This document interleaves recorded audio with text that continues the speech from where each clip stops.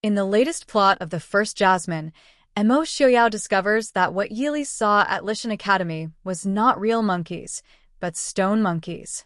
On one side of a bridge, many stone monkeys are carved in different poses, each one so lifelike that it is no wonder Ye Li mistook them for real monkeys at night. There were never any real monkeys at Lishan Academy. No monkey ever bit Ye Li either. So why is Ye Li afraid of the stone monkeys? Logically, a person should not be afraid of stone monkeys.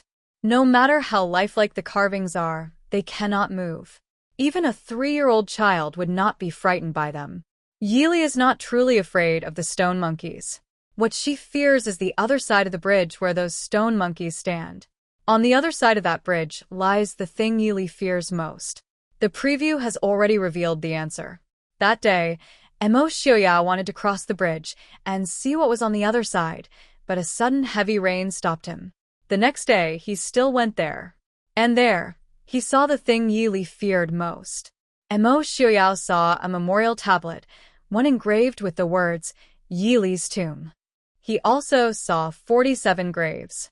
At Lishan Academy, 47 people had 47 graves. Every one of them had been buried by Ye Li herself.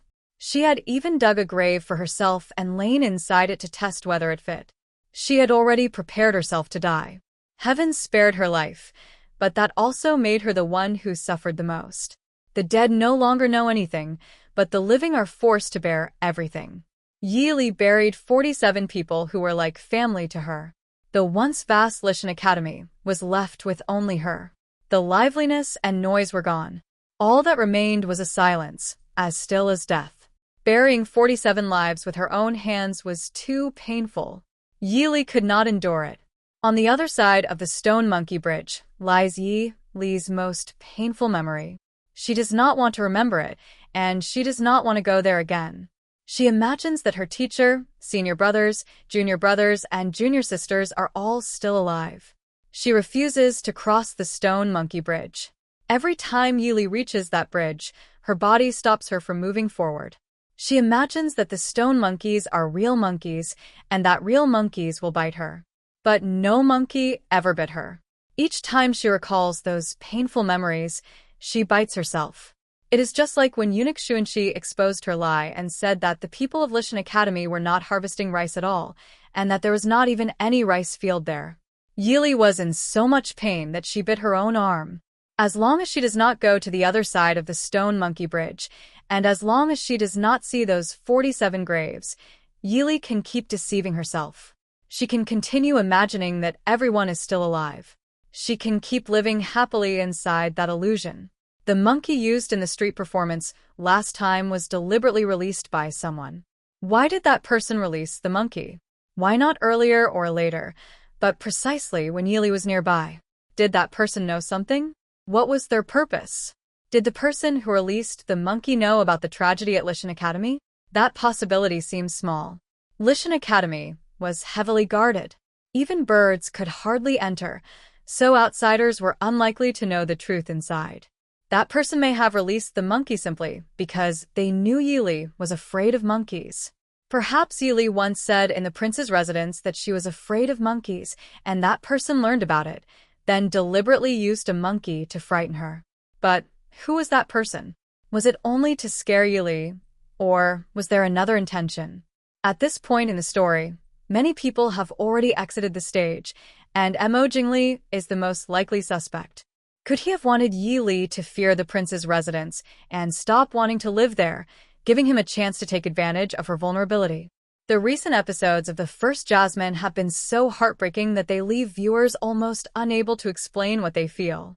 But no matter what, the secret of Lishan Academy will eventually be uncovered. Before Mo Xiu Yao went to Lishan, he had already guessed roughly what the situation might be. But when he personally saw the deserted, weed-covered Lishan Academy, he was still stunned. For people like Xuanxi, it was even more unbelievable. Lishan Academy used to be a place many people longed for. Now it has fallen into such a miserable state. Who could have imagined that? Xuanxi is one of the Queen Dowager's people, so he will naturally report this matter to her. Mo Xiu Yao also writes a letter and has a Jin deliver it to the emperor. This means the truth about Lishan Academy can no longer be hidden. Did the 46 lives at Lishan Academy all die because of the Queen Dowager? Many people are wondering whether the Queen Dowager truly did not know that everyone at Lishan Academy was dead, or whether she was the one behind it. Whether she personally plotted it from behind the scenes is still unclear, but it is impossible that she knew nothing at all. She was the one who sent people to surround Lishan Academy. Did she really never pay attention to what was happening inside all these years? Besides, when she arranged Ye Li's marriage exchange and sent people to announce the decree, did no one notice anything unusual inside? As long as someone entered to announce the decree, they would have discovered that Ye Li was the only living person there. How could those people not return and tell her? In the latest preview, the young emperor receives Mo Xiu Yao's letter and learns of the terrible state of Lishan Academy. He is deeply shocked and runs to confront the Queen Dowager. The young emperor's shock and disbelief do not seem fake. By contrast, the Queen Dowager does not seem surprised. She gives the feeling that she already knew this result. Is that not strange? Even if Xuanxi had returned early and reported it to her, she should not have been so calm. After all, she also came from Lishan Academy. So there are only two possibilities. Either she already knew about this matter long ago, or she deliberately caused it herself. In other words, she may have been the one who struck from the shadows.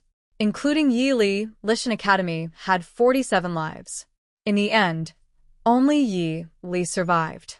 The other 46 people all died there. By surrounding so many people on Lishan and ignoring them for 8 years, was that not the same as leaving them to fend for themselves? If anyone had begged for mercy because of hardship, that would have meant bowing to the Queen Dowager. It would have meant supporting her claim to power. That is why, even after they became ill, they still refused to lower their heads. Their goal was to stop the Queen Dowager from thinking that Lishan Academy had bowed to a rebel like her. Although it is still uncertain whether the epidemic was caused by the Queen Dowager, it was her decision to trap Lishan Academy there that led to the deaths of 46 people. No wonder Ye Li saved the final straw figure for her.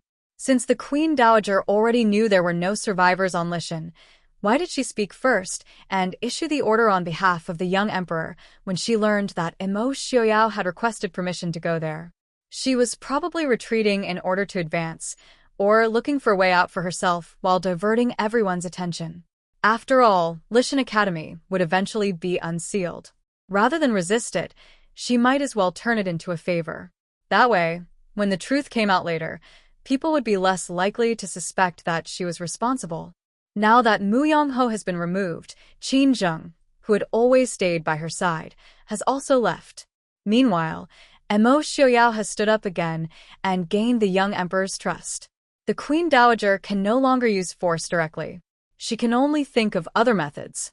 Once the secret of Lishan Academy becomes public, Guijin tries to muddle through, but the young emperor seizes the opportunity to reclaim real power. The outside world did not know the truth about Lishan because the place had been sealed so tightly that not even a monkey could get in. Even when Mo Xiu Yao brought an imperial decree to visit Lishan Academy, he was still blocked by the guards stationed there. In the end, it was only because eunuch Xuanxi carried the Queen Dowager's token that they were allowed up the mountain.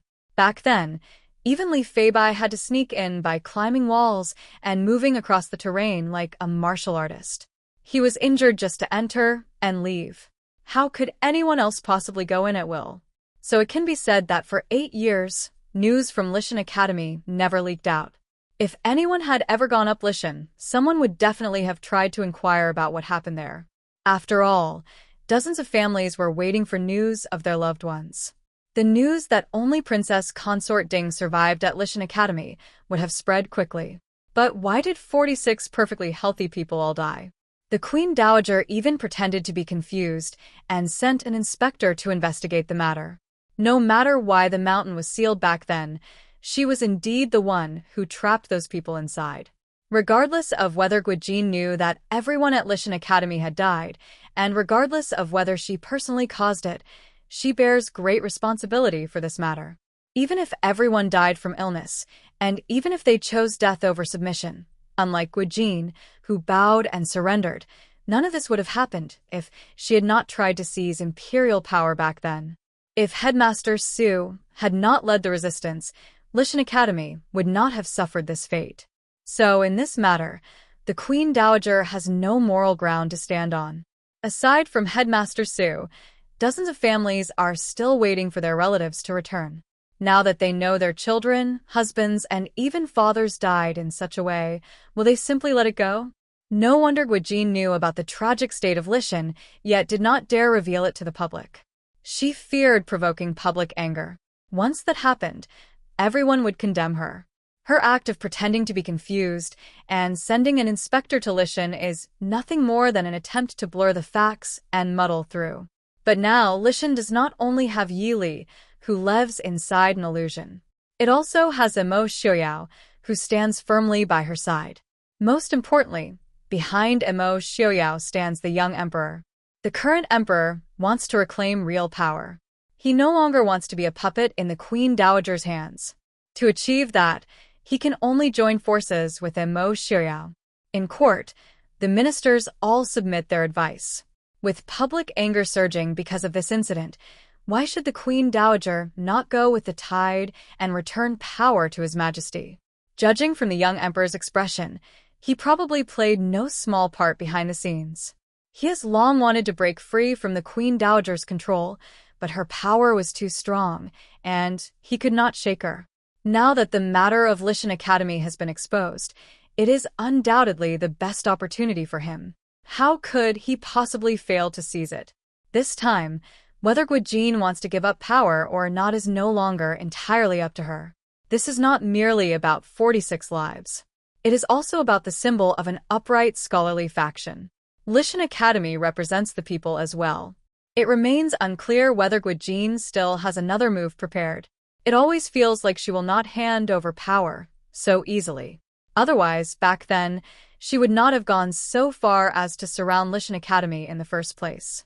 Now that one decision has led to so many consequences, do you think the Queen Dowager will truly return real power to the young emperor, or will she make another move, such as joining forces with Mo Jing Li?